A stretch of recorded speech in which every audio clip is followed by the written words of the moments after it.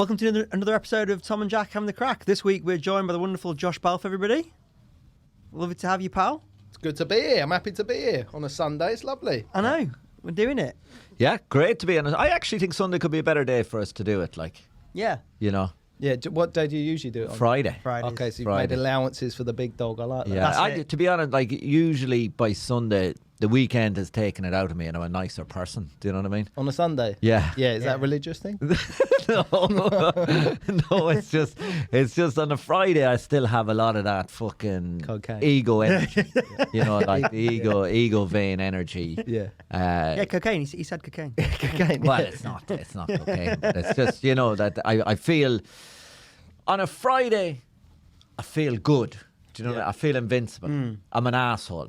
By Sunday I've been humbled. Oh, really? Yeah. What happened Saturday night? You know yourself. I drink I have a couple of drinks and then I Yeah. wake up Yeah, hungover yeah. and then suddenly I fucking feel very fragile, vulnerable and human and humble.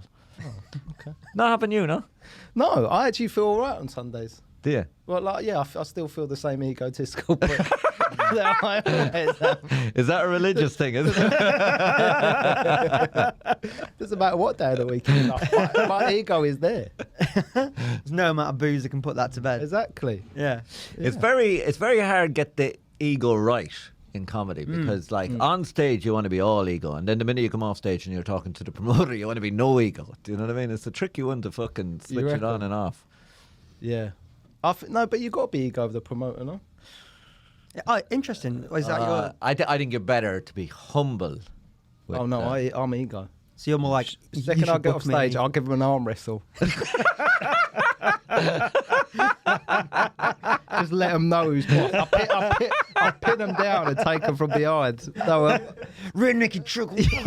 I'm just little noggin. Just like that. Just, there we go, son. Thank you. Yeah, no, I know what you mean. Yeah. You do have to be humble the second you come off stage. Yeah. You know? Yeah.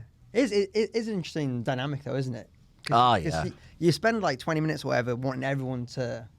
You're the only one facing the wrong way or like whatever it is. And then because you're getting with the promoter, other comics as well. You don't want to be seen as like an idiot, do you? No, you have to bring it down. Like you like, but on stage, you have to just turn it off and on. Like, Yeah. it's hard at the start. The weirdest part I always think about it, and I had this the other day, I had a gig where it was like, for me, or you know, you've had these gigs where it's like you're flying, like 10 out of 10, materials banging, crowd work's banging. You think I could fucking do anything. Like, come off, people asking for a photo, and then you just go home and your girlfriend's just like got Netflix on. Do you know what I mean? Yeah. That's when the ego dump is like a weird crash. You're like, no, like I was just really funny. Like people thought I was special. And she's like, you not fucking took the washing out the washing machine. Do you know what I mean? Like that's all weird. Do you have that ever? That weird like. Not really, because You've never been funny. You never climb the mountain, you never have to come down. He's never been there. He's like, what's that like? What, people laugh? Someone asks for your photo? I'm joking. Yeah, no, so that's... but you don't find that sometimes, that weird rush of doing a gig and then it just being really normal? Yeah, absolutely. Yeah. I mean, I get it with like my friends from home. If I've come off a good run of shows or whatever, things are cooking, then you go back to Leeds and people are like, "Are you still doing that here?" Yeah. Good. Yeah. Good. Do they pay you for that? Yeah. That's the worst when they say, Yeah. do they pay you for that? You're like, Yeah. Yeah, you're like, no, you should have been in Gary's Truckle Hut on Wednesday. Absolutely nailed it. Yeah, I was the guy. Yeah. The comedy cabin on a Yeah. Wednesday. I was meant to get 6 free chicken wings. They gave me 8. Yeah. They saw it. They saw it. They saw the stuff. Got 2 free Heinekens. You don't know who I am. Yeah. so that's it. So, Annie, you've been watching the news, Josh, have you? On TikTok, Yeah. that's mostly where I get my news. Yeah. Isn't that where... That's what most people get their news, isn't it? Do you actually sit and watch the news on the TV? Yeah, I read the newspaper every day. Do you read Because it? no. You're a fucking serial killer. No one does that. I'm more of an online news guy. Like I'll read some websites. No, but that's what I mean. Like, I read newspaper websites. Yeah. That's a quick backpedal. So you will sit... You've got a broadsheet in the mornings. No, well, before the news websites, like when I first started working, I used to buy a newspaper every day and read it at lunchtime, and now I just read the websites. Like What's your go-to? I read The Guardian, The Irish Times, and I've started recently reading The New York Times. So I'm reading 3 of them a day. Do you like the New York Times? I don't mind it, to be honest with you. It's growing on me. I think in the last couple of weeks, actually, I've kind of got more mileage out of it than any time before because there's a lot more interesting stories breaking in America. But You ever checked out The Sun? the website? The paper? Yeah. No. Okay, cool. No. I used to when my first job at summer job. Yeah. I was working on a construction site, and I was such a pretentious little prick. I used to bring my copy of NME, the Really? construction site, with me, and all the guys used to just throw it away at lunchtime and put a Daily Star or a Sun down there. Yeah, nuts. Yeah, get No. that. Read Really? that. That's real news. Get that in proper. you. Yeah. NME, what the fuck's that shit? Yeah, I don't care who Jack White is. You fucking nonsense. The Kooks, who the fuck are they? Yeah, exactly. Look at that, it's a pair of tits. Yeah. No, I know. To be fair, I did used to genuinely read The Sun Read The Sun. when I was 17. You buy it every day. Sometimes I would, yeah. When I first started working in London, because I'm from Kent and I would commute, I sometimes, not every day, but sometimes would buy The Sun. Yeah. Is that? And I feel like that's now problematic. Yeah. 12 years ago when that was happening, it was sort of okay. Do you know what I mean? Yeah. Obviously, when you're on the train, you have to do, you get to page 3 and you have to do a quick... Yeah, you wouldn't read that there. Yeah, you wouldn't read that there. There. You'd save news in briefs for later. Yeah. But I would, I would get it, but you can't say that anymore. Is the Sun still available? Must be. Yeah. Yeah. They've got all those adverts out now, haven't they? For their app, they're trying to be like a Daily Mail competitor now, Right. with a bit more of the celebrity gossip and stuff. Yeah. But I agree. Newspapers didn't. Now it's an advertisement for your beliefs. Yeah. You see someone get the Guardian out on a train, they're like, Yeah. that's right.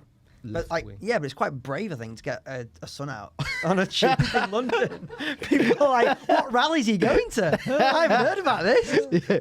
It says Brexit means Brexit, doesn't it? That's what it says. Yeah. No, I wouldn't read it anymore. But Why's it got a bulldog tattoo on his forehead? That's strange. I did. I know what you mean. I did read it for a little while. You read it for I bet. Yeah. But I don't. Yeah, no, I don't.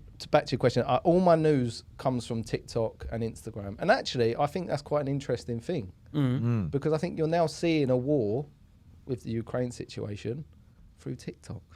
Yeah. And quite a lot of you know what I mean? Ukrainian soldiers are stopping to make them as well, aren't they? Yeah. 'Cause it helps with propaganda. It helps with the... Both sides, yeah. Yeah. Yeah. Yeah. Like I saw a video of a guy who was parachuting into Ukraine. I'm guessing. The girl's filming it out the window, right? Like that, yeah. And he just, he's coming closer and closer. It's not funny, right? He's coming closer and closer, and then he just sort of smashed against the window, Jesus. like a bird. Do you know what I mean? Just hitting your conservatory, and he's just flopping about. She's like, ah, like that, right? Which is fucking horrific. But it's an insight to war that you never get. Do you know what I mean?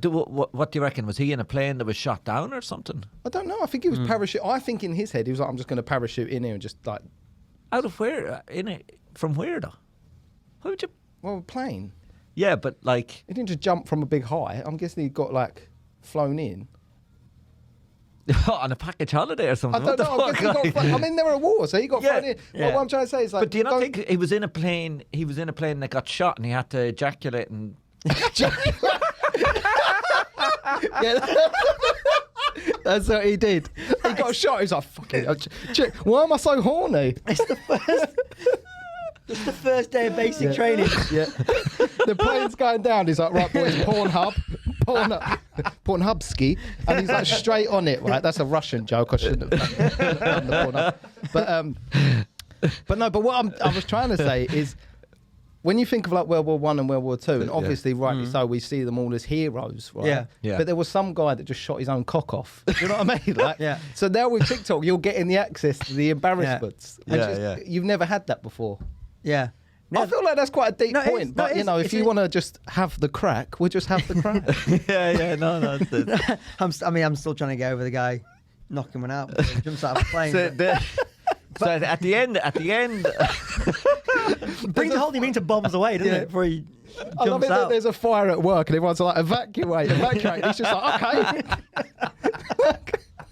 Give me 1 to 2 minutes. He has no concept of what that word means. Just Bring that copy of the Sun over here. Get that copy of the Sun in. just bumming through it. News embrace, quick. No, but I think it is a deep point. They're like, you don't get to see all the stupid nonsense. fuck-ups of war, 'Cause yeah. It's humans, isn't it? At the end of the day, it's humans doing, and humans are idiots, and they will do silly things. And that's what's mental about it. Yeah. there's other human beings doing really cruel things to each other, but then also being stupid and daft in the process. Yeah. Yeah. If you can't laugh at war, what can you laugh at? That's my motto. So you reckon afterwards, if they're making documentaries That's about in the this sun. war, they'll have unbelievable amount of footage, like. When they do the documentaries? Yeah. Oh, the Netflix special's going to be banging. Yeah. Yeah. Ken Can you- Burns is like rubbing his hands together. Yeah. Can you imagine a 9-part series on the Ukraine-Russia war? They'll have so much. It's going to be up there with Tiger King. and it's also going to be Zelensky going like, "I'll never financially recover from this." That's going to be his big line. Yeah. Yeah. Yeah. So he did was he a say comedian, wasn't No, that's in Tiger King. He's got that bit, like that famous line. Was like, "I will never financially Feel recover from this." he? Yeah. Yeah. And Zelensky probably feels pretty similar at the minute. Yeah. You don't hear nearly as much about that now, do you? About him being a comedian. No, about this like that. I don't feel the coverage is anywhere near as prominent as it was initially. About the war? It's so interesting, isn't it? Like it's kind of similar to the you were saying it's like a normal thing. There's normal actions being taken all the time. It's still happening, but the news cycle's been taken over by some other stuff, so you don't see as much. Yeah, that's weird. And the algorithms as well. So Yes. there was like the peak algorithm on like TikTok and Instagram where it was really pushing the war. Yeah. And now it just isn't. What's it Yeah, pushing you now? Love Island. On my feed, Yeah. a lot of twerk videos. Huh? Twerk videos. No, Love Island. It just sort of forgets about it. But yeah, the war is still. Still Yeah. going on, yeah. Yeah, it seems like I don't know how you feel, but I feel like a lot of the things they tried to do to help seem to have backfired massively.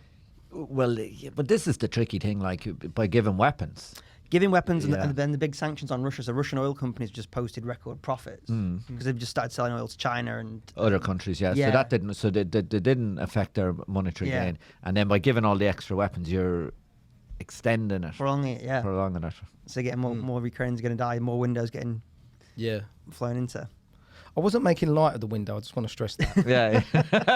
I think that ship sailed once he started Yeah. talking about whacking off in the plane. Just don't click that bit, okay? And was Maybe he? don't click Was that he bit. all right? Was he? You don't know. It doesn't show any. Didn't say anything in the comments, to be honest. That's it. Yeah.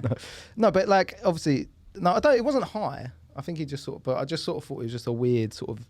When Yeah. I looked at it, I was like, why am I looking at why has this come up between a video of Kanye West and then Do you ever sit and try and figure that Something out? else. Do you ever sit and try and figure out the algorithm? Like Ah. why am I getting these? Like why Yeah. is this happening? Why is this in between? Yeah. it is weird and also you'll notice like the same thing like will keep coming up. Yeah, I don't know. It's weird. Yeah. I think Instagram doesn't know who I am. Like, Really? Yeah, I get a lot of girls in bikinis, and then I get an awful lot of inspirational quotes for women. Really? Yeah. Well, that feels like it knows who you are. Do you know? I get a lot of stand-ups, but the other thing I get, and I get women who run. Right. Have you ever seen these videos? wait. That sounds terrible. I know, but it's like women I who get run women who marathons, run. women who run right. marathons, Right, and stuff yeah. like this. Oh, I I get thought a just lo- running away from you, screaming. Yeah, no, I get night. loads of this, accounts of people running, women who run, basically. That's. Why do you reckon that? What's that? What behaviour? I've no fucking idea. Like, At and on some point you must have TikTok, had I to get stand up, and then I get anything. I get a lot of Irish stuff on TikTok. So I get a lot of Irish politics, any kind of thing that is Ireland. Right. at all, but Jigs. I don't know where the running thing came from on Instagram. Yeah. Have you ever done that thing on your like your Instagram search where you can see like they have like tags to see if you go on like your Instagram and you go on search, they can it tells you like what they think you're interested in. So like for mine it says like fitness, motivation, men's fashions. I got a really funny one that just said like arm day. Arm day. They thought I was into fitness, but you could just go on your Instagram and go on your search function. It's like right at the I didn't top know there. that. Yeah, everyone's got one. I need to look at that. Yeah, I want to look at that. 'Cause I didn't get better off not knowing Josh, to be honest. Yeah, with you. because I did once have a conversation with my girlfriend where she goes, "Why's your wall all like women? Yeah. Half naked women, Yeah. right?" And I said, "Well, that's just Instagram. Like everyone has that." yeah. And then she took her Instagram and got her wall out, and it was all just puppies. yeah. Yeah. And I thought, "Oh yeah, I'm." Yeah. But I would say every guy has, like, I'd say the Targeted, algorithm. I'd yeah. say the algorithm isn't even Because I don't think I look at it. to 'Cause see. also I think once you're male, they're just going to send you girls. Yeah, if you're male under a certain age. Yeah, Because yeah. I never go on the grid thing on Instagram. I just look at who I follow. You know, there's Right. Yeah, so yeah. I never go on that. I do the exploring. Yeah. You know, on the private mode. No, I do. I do the. I've got a burner phone. Yeah. No, I do the. I like on TikTok. I do the For You page, but on Instagram, anyway, it's boring. Conversation. I was once like chatting to like advertising is a day job, and I was chatting to someone who works in the Instagram advertising team, and they were like, they can measure your thumb, like the length of time your thumb spends on something. If you like hover back and forth. Really? Yeah. Also, like, Yeah, you're so thinking about moving. Yes, you're like, I've never clicked on a page, I've never done any of this. You're like, yeah, but they know that you're interested because your thumb hovered for a That's split weird. Well, second right. longer That's than you- really yeah. weird. Listen to this, right? Do you have an app or do you have anything that you use your thumbprint to access? Like, you know, so instead of putting in a password or something, you use your fingerprint. I would have done on my old iPhone. It's face Ac- now though. Your face? Yeah. And did you ever do that with your thumb? No, Like a bank app or something like that? no. PayPal? No, you never... Face or passcode. Face or passcode. But like, I never even realised that I have a lot of apps that I use my fingerprints for. But like, if we walked out here now and someone was like, can we take your fingerprints? You'd be like, no, you can't take my fingerprints. But I've given them to PayPal and people. Oh yeah. Do you know what I mean? Like, that's mad, isn't it? Yeah. That you Yeah. did that unwittingly, like. Yeah. And then if you downloaded like some shitty apps, just remember those like fake, like make yourself old apps. Yeah. Do you remember those were really Yeah, popular? yeah. They all just go to like big tech companies, so they've got loads of our faces. So it's data. And we've yeah. given away our faces. And then if you use your thumb passcode for like a shitty app, Yeah. Candy Crush or something, it's got crap security. They won't take it off your bank, so it's got really good security, but they'll take it off Candy Crush. But why do they want your thumb? Collections. That's what I never get about this whole fear of like Yeah. they're listening to everything and they've got all this data. I'm like, but what? But why? Yeah, but I suppose the fear of it is that if you did have a dictator or an authoritarian regime, You can know what my thumb is. they would use all of that information then. But what? Huh? But what? Do you own this thumb? Yeah. No, but it doesn't know what matter. I mean? It doesn't matter that they have yours. Yeah. It doesn't matter that they have yours. But if they, if the politics started going a nefarious way, they could get rid of their political enemies because they'd have all of that about everybody. Yeah, I get that, but I think it's the same as people say like with knowing your data, the targeted ads and all that stuff. Personally, I want to live in a world where my ads are targeted Yeah. because I don't want to have to scroll for Instagram Yeah, and look but- at an ad about Okay. But, lawnmowers. Yeah, when but what what- I really want to buy is a fajita kit. yeah, but what about Do you know I mean? this? What about this? What if they knew you had gambling problems in the past and you had been to Gamblers Anonymous and then they started bombarding you with ads for gambling? Yeah, I mean that's just paddy power. Do you know what I mean? Or they, like they have information about you. Yeah, I know what you mean. Do you know what I mean? Like so Yeah, they could prey on that. I get that. they can prey on that. Yeah. But I there's so many, because I would say I actually think in some ways I've got quite sort of anarchic views. I might not look like it. Anarchic? I'm an anarchist. Yeah. You know what I mean? I'm an anarchist. You know what I mean? Kiss. I'm an anarchist. Like, I'm so close to getting my penis with a. I was hoping you were going to say out because the views have been through the roof. I'm really close to getting like a Prince Albert. Oh, right. All right. I mean, I'm not. Is that but what I just, is that when what I think- anarchists do now? Is it? Is when I that how think- you get in? Like When I think of an anarchist, I just think of a man with a Prince Albert. But anyway, right? What am I trying to say? I think I actually have quite sort of views. But when you hear people talk and they're like, yeah, they're controlling us and they want our data, blah, blah, I fundamentally think unless you're doing something wrong, it doesn't matter. Like there's nothing. You could go through my phone now. Yeah. There's nothing in there. I guess Why were you both so? You both froze when I said that. Because I said there's nothing in there. And you're like, I was instantly doing a mental check of my phone. oh, don't check my phone, Jesus Christ. There's nothing in my phone. Yeah. I know what you're saying. Like there's no. I don't worry Yeah. about it at all. I think it only changes if the definition of what wrong is changes. So if you're like, oh, I've done nothing wrong, but what if in the future they're like, oh, you should never have used that word on a platform, or you should never have got that fajita kit because it's cultural appropriation. Okay, right. I see what you mean. And you're like, oh, it's full of fajitas. Oh no. Yeah. And you Should just never go have for it. worn that sombrero. I don't worry about it in that type of way. Like it's more a case of like have you ever seen these things like in some places in America, and some employment places, like you'll have to have a system on with that has GPS tracker, and then they start doing a thing like where you've got different tasks to do, and if you start performing them slightly less than you were performing them previously, then you get brought in and questioned like, really? How come you've been working steps you've slow? done? Why are you walking so slow, Josh? How come you're now going to the toilet 3 times a day instead of 2 times that's a day? a problem. That's the scary shit. Yeah. Fucking have your fajitas and put on your hat. I don't give a fuck about that. I just don't want someone fucking. Do you know what I mean? The next thing, like you're being controlled, as in you're working all the time. Like, Isn't Amazon like that? Yeah. Yeah, you got to do something. Yeah, that's what I was thinking Yeah. of when you were saying that. Was that the one you were thinking of, Amazon? well, I was thinking more of the meat industry, seemingly in farming and in meat factories in America. They do it a lot, maybe in Amazon as well. But that could come into all sorts of professions, like where But they start. the flip side of it, though, is have you ever been waiting for a next day delivery from Amazon Prime and it's not showed up? And it's because Barry did 6,000 steps rather than 7,000. Do you know what I mean? Like, that's when you go, okay, someone needs to regulate this shit. Yeah. Because I need my electronic toothbrush. I've been waiting. So suddenly the anarchist becomes the authoritarian, totalitarian. I ordered it at midnight. It should Fuck be here you, tomorrow.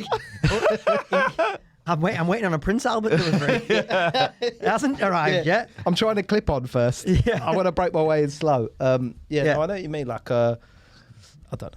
Yeah, but basically it's a more controlling regime, like where your life is made less.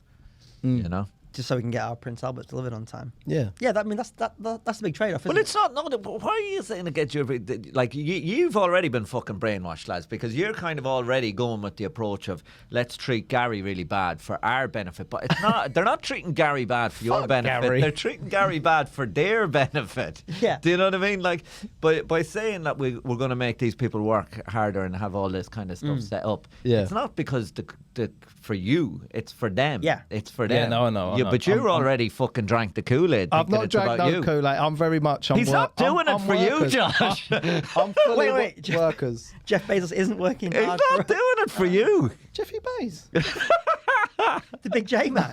Big J dog. Yeah. That's my boy, no. I know what you mean. You know what I mean, Yeah, yeah. I know what you mean. I Yeah. know what you mean. Well, that's what. Because Mick Lynch is obviously making a big. Yeah, what do you think of Mick Lynch, Josh? Never heard of him. Ah, fuck. Who's Mick? I knew you wouldn't Is know. that the director? Good. Well, close. Michael. That's David Lynch. Is that who you mean? I don't know. Who's Mick Lynch? Mick Lynch, the head of the union. Yeah. What union? The rail union that's going on strike. Oh, yeah, go on strike. Do what you got to do. Yeah. But you haven't seen him on, he hasn't come up on your TikTok. Don't come on my TikTok.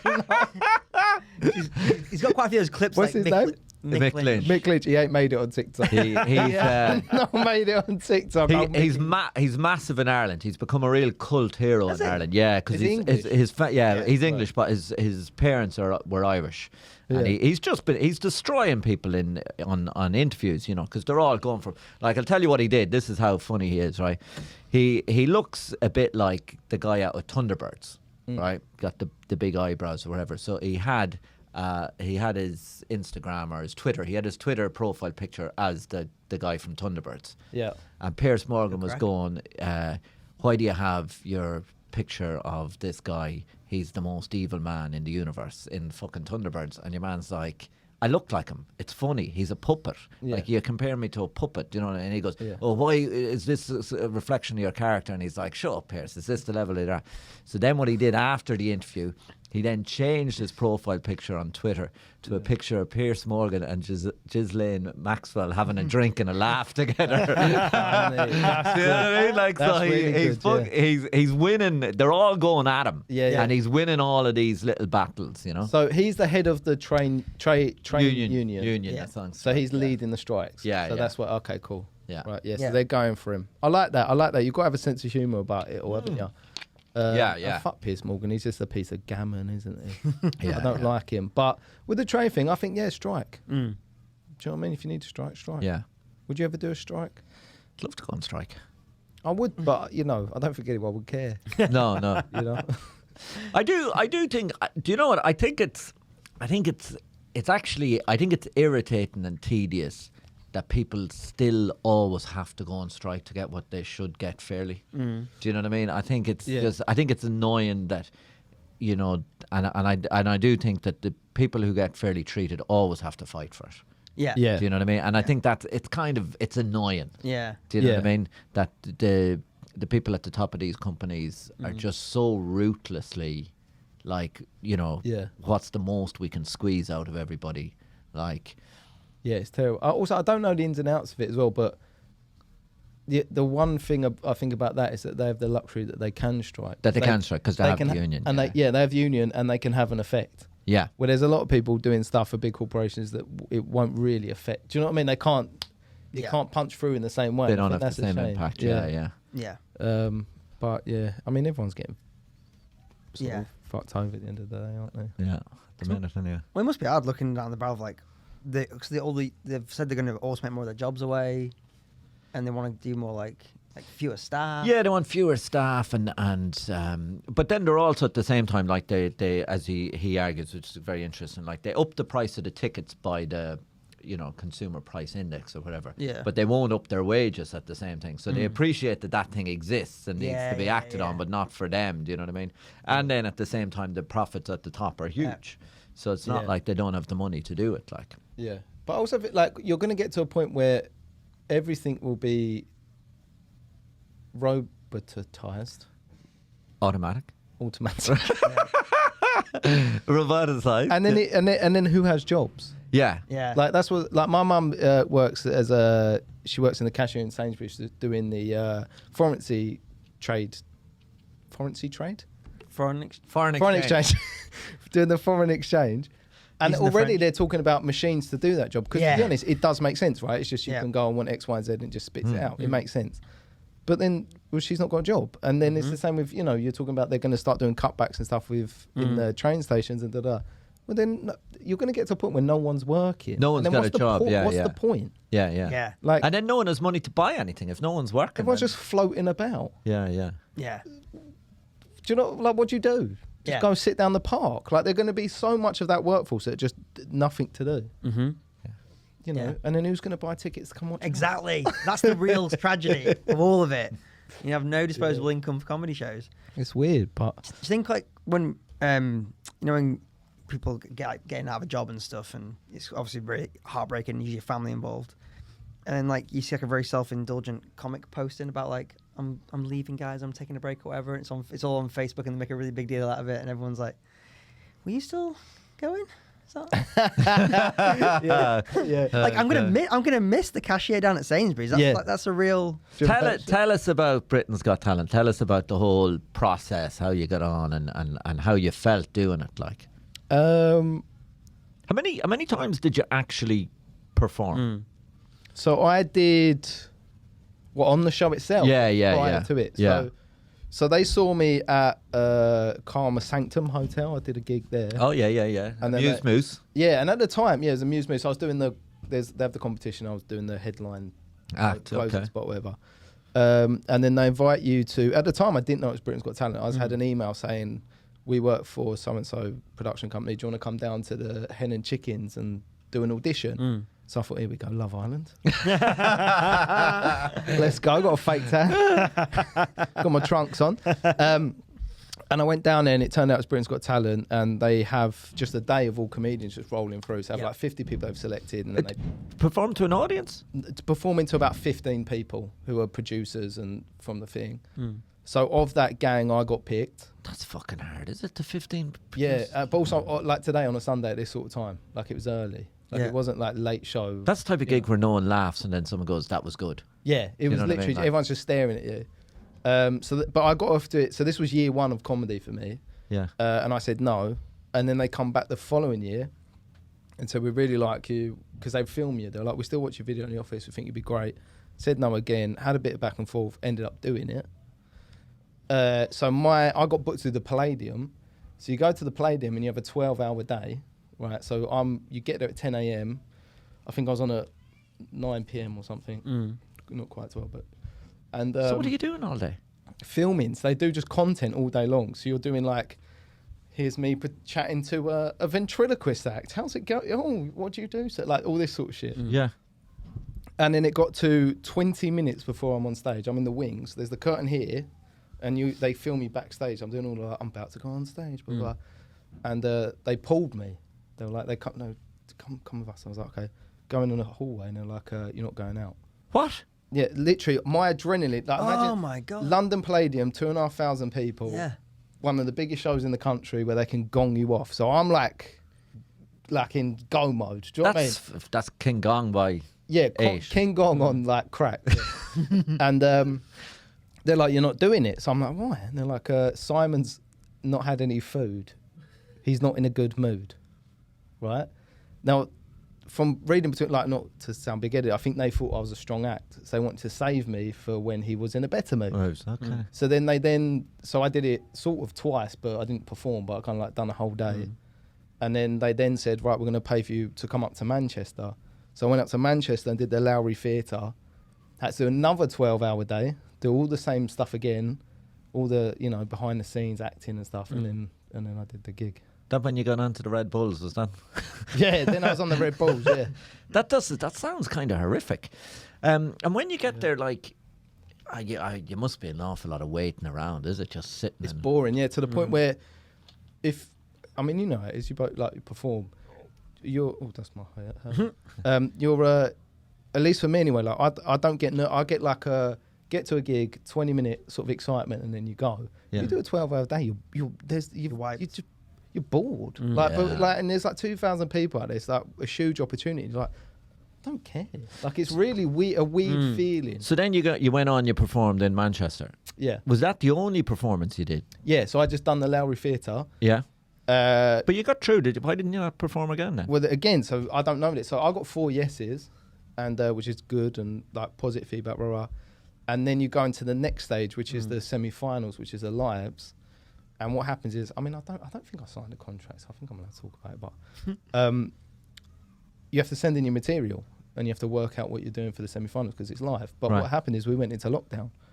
So we're now in lockdown, and I'm getting phone calls where they're saying the show's not happening for starters, so it was just off, so I wasn't doing it.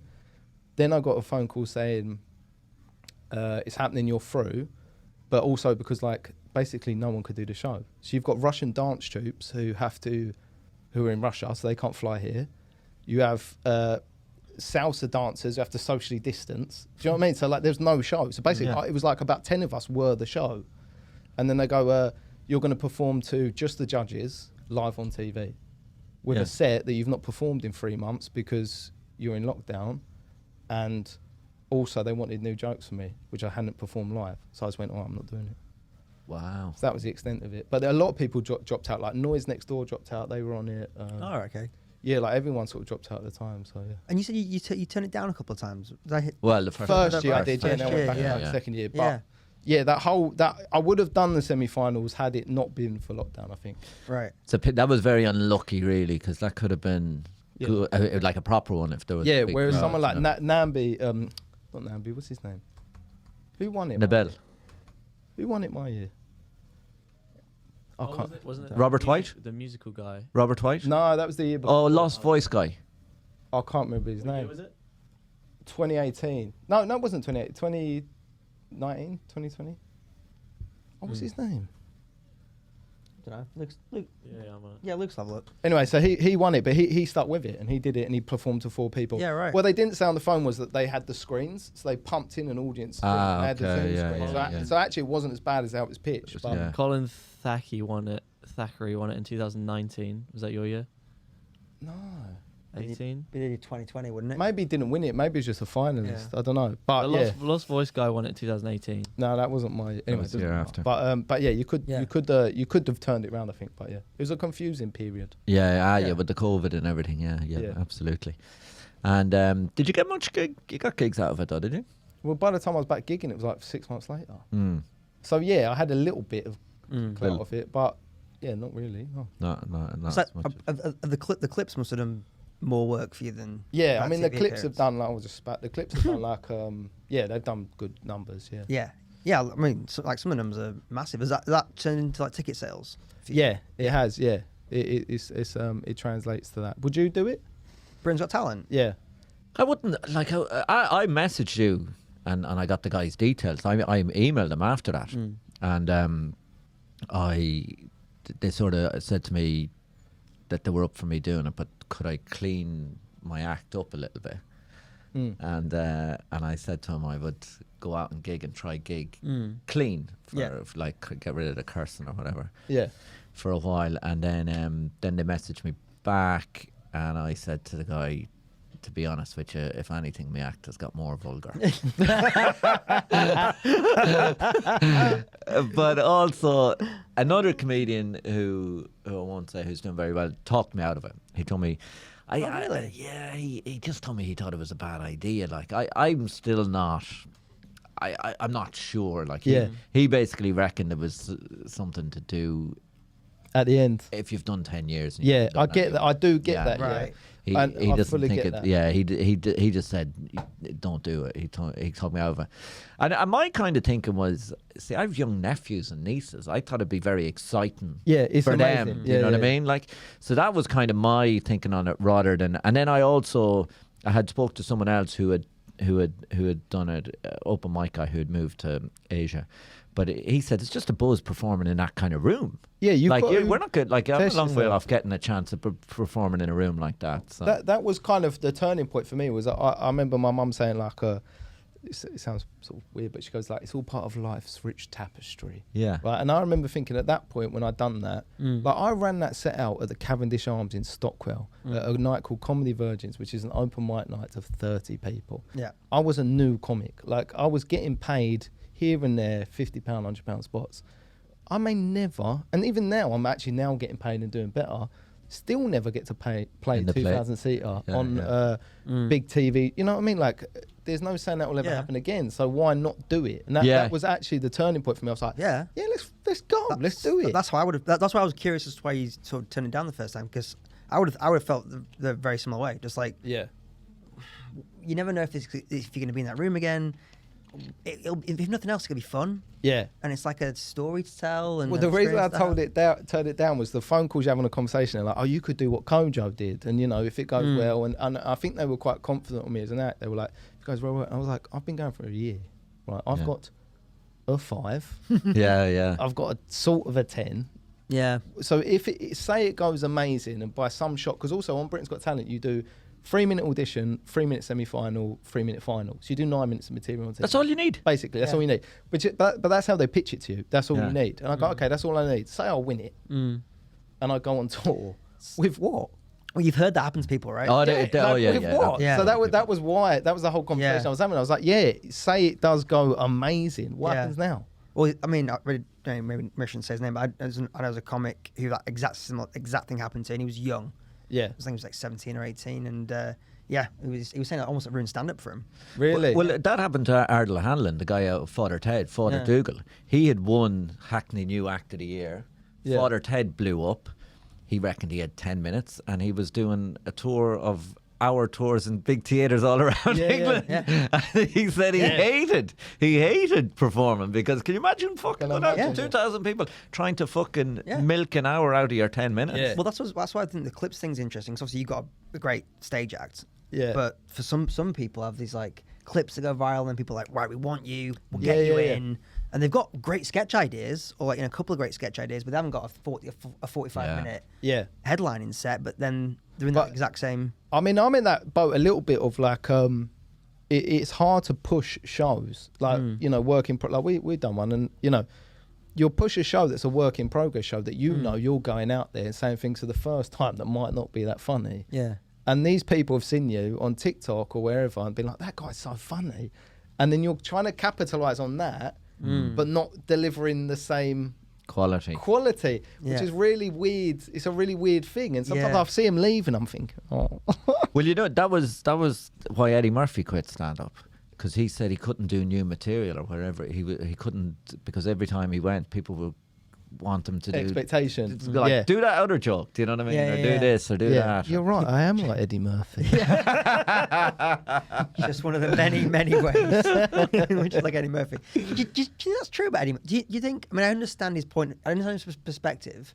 Yeah. Like, I think like if Chris Rock can do it, if Dave Chappelle can do it, that's true. If Jerry Seinfeld can get out to clubs and I mean, Eddie Murphy's the GOAT for me. Is? Like one of the guys. Yeah, I think he's hilarious. But have you not heard? And I don't want to get into conspiracy because I don't But wasn't there a fear that he got caught in a car with a trans person, and then there was like a whole sexuality thing, which might have recent. No, that was years ago. Yeah, made him pull back a little bit. I don't know. So, which is a shame. He was in the movies, and maybe he just decided it was less hassle to go to movie with, or maybe he just didn't have a good strategy for doing it. Because Chris Rock's strategy is he goes to a comedy club unannounced, isn't it? Yeah, unannounced, and he has that big. I mean, I've got to see him a few times do this in New York. He comes out on a stool, and the first thing he says is like, lower your expectations. This is not a Chris Rock show. Yeah. And he gets his notepad out, glasses. He looks old and like, gets his glasses out and like. Oh, really? Just reads bits, just like reads premises and gets like a read on like, okay, good. That's, okay, I'll stay. Yeah. And it's very much not a Chris Rock show. Sure, yeah. So people don't leave disappointed or think. He does it without persona. But there's also there's a skill to making work in progress funny. I do think you can do new material, and you can do it in a kind of a playful, fun way. Yeah, but you're finding out a bit too, but you're having a bit of crack as well. Like, but I always think that for me anyway, with that, and also what you're saying there, I always think you're hiding. Like, I think when you go, I'm going to put my glasses on and read that's a crutch. I don't believe in the whole walk out of a notebook thing. Right. And I know a lot of our mates do it, but I just think like you're signalling to them, I'm not sure about this. And even that, when you're trying to play around it, like people do that. Oh, it's new, or like, oh, that one didn't work. And we all do it. yeah. But when you're doing it, it's a crutch. You need to go, I think this is funny, and I'm going to just go. And do it that way. Right, and that's what you should all aspire to do. Like, and so I don't always understand that. Like, I've heard Chris Rock will say it slowly, doesn't he? He tries to not put any emphasis into it, because then you go, well, then that's funny, and then when he does, he dials it up. He adds it on, yeah. But I don't know. I think you're right though. I think it is definitely that sense of I don't want to. You're running a massive risk, aren't you? Of like they don't know it's new, so they just think I'm shit. Yeah. Yeah, but that's your ego. You have to just fucking forget about that. Yeah. Do you know what I mean? I know what you mean. I think those big guys, they also run another risk, which is it starts to get out that person isn't good anymore, and that can ruin. Yeah, I mean, the pressure on Eddie Murphy coming back now must be unreal. But he's not coming back. He's been saying it for ages. I don't think it. Wasn't he starting to do something? He's got a Netflix special now. He got a massive deal from Netflix. Yeah. But no one knows if it was a movie deal, a stand-up deal. What was that? His stuff, when you listen to it now, is so homophobic. Oh yeah, yeah. Oh my God. It aged bad. One of them just aged really badly, didn't it? So bad. Yeah, one of them aged. Which was so the bad. red suit? Is that Raw? Delirium. Yeah. Delirious? I think Raw is okay. Delirium is the one where he talks about AIDS, and you're like, Jesus Christ, He man. goes in on it. Yeah. Like, But he was so young. How old when he did? he was 18, young, 19. 21. Yeah, he was young. He started like 18, 19. Yeah. He was very young. It's mad that himself and did you ever see this where himself and Jerry Seinfeld did the first gig together? Yeah, a Chinese restaurant or something. I'm not sure where, but Yeah. it was in that, comedians get coffee or whatever. But that's mad. Like, but it's amazing now. Who do you think be on the wrong side of history as time goes by? There's a lot out there now that be fucking looking back going, Jesus Christ. Yeah, I know. What was I saying? Well, I feel like we're in a period now where you're going to look back and go, oof. Oh yeah, I definitely. think you're going to look at, and these are guys that I really respect, but you're going to look at Ricky Gervais talking about cutting your cock off, and you're thinking, why did he say that? Yeah. He's I think that people are battening down the hatches in a wrong way. Anyone else feel that? When you say batten, do you mean like they're going in on I the think wrong Chappelle's topics? shit. There's a closer one. I didn't care. I mean, I'm a fan of. I think he's allowed to say what he wants to say. But I also think some of the things he said were inaccurate. Yeah. Some of the jokes weren't that great, and some of the actual statements were. The maddest part about the whole special that no one talks about yet is, I think his whole point that he keeps trying to make is that trans people, they go through suffering, but it's not what black people go through. Right? Yeah. It's not But we all comparable. know that the cliche of racism is, but I have a black friend. Yeah. That whole special Is. I've got a trans friend. And you think, Yeah. are you joking? No one spoke about that. I've not heard anyone mention it. I'm like, that's the worst thing I've ever seen. He's gone, I'm going to say all this transphobic shit, but I know a trans person. And he's like, what are you talking about? And then all these people are like, he's the goat because he sits on the bench. Do you know what I mean? Or on a stool or whatever. And then you come down here at Vauxhall Comedy Club and some guy's got a 5 spot. Spends the first minute getting a stool out. No, what are you doing? Yeah. Yeah. Oh. Yeah, I agree. It's a great point. But because that central thing he was trying to say had been said, and he said it better like 3 specials Yeah. earlier in a funnier way that probably left you thinking like, oh, that's an interesting point. Yeah. Socially interesting point. I'll have a ponder on that. Then he hammered it 2 more times, and I just think that, you know, if you're the GOAT, which like he obviously is, like his skill set and stuff, I just think you've got to do more than just talk about trans people and whinge about the fact that Netflix didn't pay you enough or whatever he did. You know, that was the whole thing, and he tried to pitch it like it was for the people that he went and won, you know, that lawsuit. And you think, I couldn't give a shit. Do you know what I mean? I think they get lazy. Mick though. Flinch wouldn't care, would he? No, Mick Lynch. Mick Lynch, nah. Mick Not interested in it, Dave. I want to see more out of you. I think they get lazy though. I think with material and everything like that. They see because they know they're going to sell the tickets. Like, do you know what I mean? Like they can get get up and say they could get up and read the fucking phone book and people would pay to see it. Which apparently he's done. I've never seen any of those sets, but apparently when he's doing the Comedy Store Belly Room, he'll do that. Just do 4 hours, just like talking. Yeah, just like there was this guy I once knew. His name was Jeff, and Jeff had a lawnmower, and just do that for like 4 hours, and people don't want to leave because they don't want to be like. Yeah. The minute you left was the minute he got going. Yeah. Richard Pryor was known for that too, wasn't he? Right, Doing long sets that was just dying. Yeah. I think before I started doing comedy, I thought that was cool. Yeah, I think everyone does. Yeah. But I'd be like, can you imagine how annoyed you'd be if you were just getting at the Comedy Store and you're like, I've got my 10 spot, I'm all ready, 11 p.m. slot. And you're like, no, Dave's still on. There's 8 comics before you. Yeah. And we're going to shut in 2 hours. Yeah, that's just the worst. And also, it's just, you're not funny. You're not that funny. Yeah. Like, we've all been there. We've just gone, I'm going to go out and just riff it. Yeah. You're just blanking. It's just like, you know, like you're just stumbling through. I don't get it. And I do think there's a thing when you're not being funny to like, if the place is going to indulge you to go longer and longer, that's what happens. People go longer and longer and longer. Yeah. I did a really weird gig one time where I did a leave and do for Transport for London. Right. And they had this room in a rest. They had a whole place booked out. There were loads of people getting voluntary redundancy, right? So they had like a disco in one room. They had a place. So they managed to get like about 200 people into this room, and I was going on last because I had to come in late from work. So the guy who went on before me worked for Transport for London. Never done comedy before. Right. Said he'd go up and do a spot, right? Okay. He meant to do about 10 minutes, and he Sorry, got. I was late. I was on the Northern Line. It's a local banter. So he got up anyway, and he started off like there was a buzz in the room because they all knew him. Yeah. Oh yeah, that's the worst. And he got a bit of laughs at the start, and then he just started talking about controversial topics without any kind of structure or any kind of jokes or anything at all, and you could see his face not understanding why no one was laughing. Yeah. And then he ended up going on for an extra 10 minutes because he just was looking for that laugh. And then at one point, everyone just started leaving. Really? Yeah, and then I had to come on, and then I was like, I thanked him because I said I hate performing to big audiences. I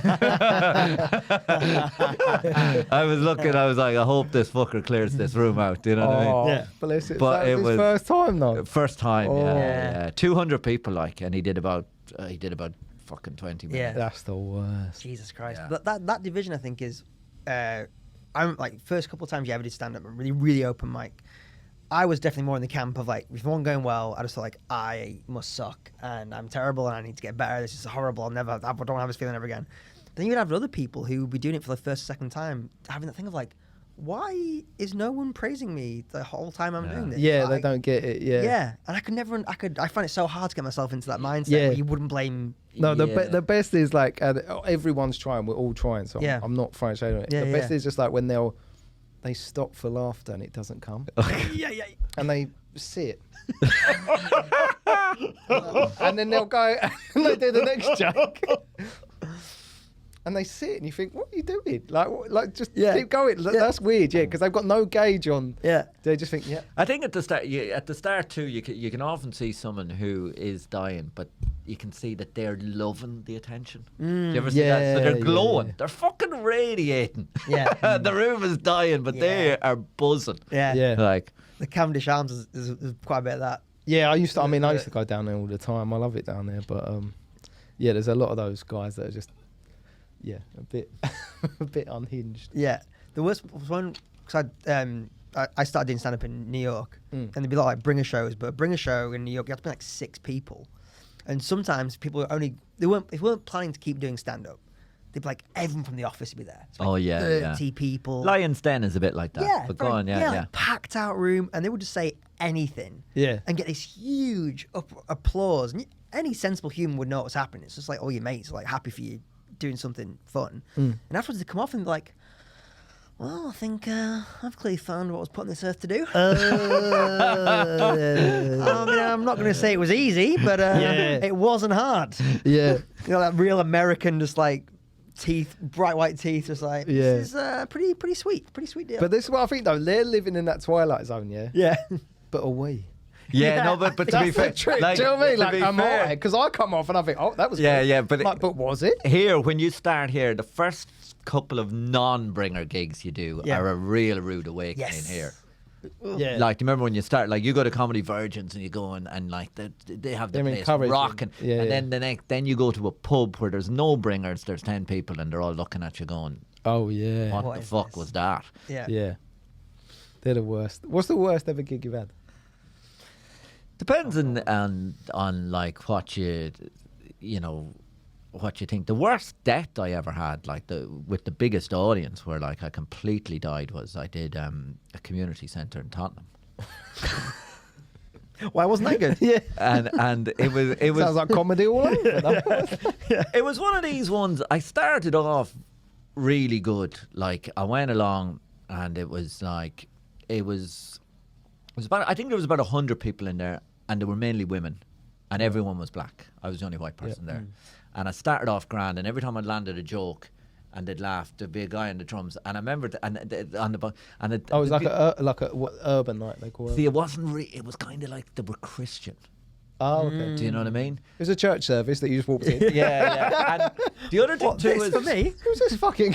I was booked to do 15 minutes, and I actually only had 10 at Right. the time. But Right, I thought I'd wing it, you know. And I didn't realise there'd be so many. I didn't realise there'd be such a big gig. I didn't realise there'd be so many people there. And I remember like just thinking this is going too well, and I was a couple of minutes in, and then I said something a little bit rude, and like it was like I had a superpower to just suck all the joy, energy, laughter, and happiness out of that room. It was like I had a magical power, and I just looked out, and I was just like, I am fucked. Yeah. Like I've crossed the line. Yeah, here for yeah. them. And then I started talking to them. I said to one woman, "What do you do?" She was a nurse, and I said, "Give her a round of applause." Then I went to someone else. Everyone, and give her a round of applause. Yeah. 3 minutes, and give her a round of applause. And then I got so lucky. The third woman I went to said, "I've just set up my own business." So she stood up, gave a business pitch to the room about the product that she was selling. They all went, Like it was "Why?" Dragon's Den. No, well, she had this kind of food. She'd set up a food business, and she said, "Oh, you'll all have to come down and try it out." And No, they she was all- just trying to get everyone to go to the buffet. Yeah. Yeah, She was yeah, like, this yeah. guy's shit. There's food at the. and they all started clapping for her, and then I went, "That's me, thank you." While they were clapping for her, but it was like, But Yeah, that's not a death though. If you had them at first, that's all. had them at first. Yeah, so it wasn't the word. Now, one of the bad ones I had at the start was I did a bringer where I brought a friend to the bringer who'd been drinking all day, and he talked during everybody's set, and then I went up. And the hatred I felt towards me, like from everybody, you know. Yeah. How about you? What's the worst? Oh, there's loads. The main one that's always going to stick out is Southend Casino opening for Bobby Davro. I told you this before. No. Go ahead. I had to. I'd done it was like my first time opening. Yeah. To be honest, I didn't know who Bobby Davro was. Right, and that's no like I wasn't aware of him. Right, but my mum was like, oh, he used to be on TV back in the day. Right, I'm like, cool. Show up to Southend Casino, which is actually a very lovely casino. You're an Essex boy. I know of Southend. It's quite nice. It's got a jazz room. The Southend is pretty nice. Yeah, it's got like a little jazz club. So I go down, little teacups, circle tables. It feels like a little club, and I'm like, oh, I've got my little 20 minutes. I'm going to open the show. I go out to just pure silence, Jesus. like just 20, and you were doing 20 minutes. yeah, but like nothing. And also, I think this was just after Britain's Got Talent as well. So I was like, I felt like I was confident. I had a good run of gigs, and just nothing. So I'm doing like, all right, I do my gear shift, all right, crowd work. Like, I remember talking to someone, and she just stared at me. You know when you're just like, Yeah. what do you do or whatever, and they're just like. And then I carried on, and then some woman at the back went, "Can you stop swearing?" That was the only interaction I got. God. Can you stop swearing? Bear in mind, I don't really swear that much in my set, right? Yeah. So I did, I think, 13 minutes, and then I was like, "Right, I'm off." But I can't, like, I've burnt for everything. I can't get anywhere. I'll leave. Come off stage, and I've got to walk back through the crowd to get out. It's one of those rooms, and they go, "Bobby Davro's looking for you." Right? So Bobby Davro comes over, and he puts his arm around me. He goes, "Let's go upstairs." I'm like, "Okay, go upstairs." Bearing in mind, he's a smoker and a drinker or whatever. So we go outside and he's having a fag and he's like, "I think you're brilliant." He goes, "I genuinely think you're brilliant. You've got it." He goes, "Whatever it is, you have it. You are the guy. Like, you have it. Ignore them. They're here to see me. They weren't expecting you. Fuck them. Come downstairs and have a beer and watch my show." So I go downstairs. I'm like, "Oh, all right." Right, so I stand in the VIP section of the South End casino with my little Bobby Davro pint. And he goes on stage and he goes, "Listen, ladies and gentlemen, every comedian has to start somewhere, and every comedian needs an opening act. I have opening acts whenever I go on tour. I had one in Manchester recently. He wasn't great. But that one was shit."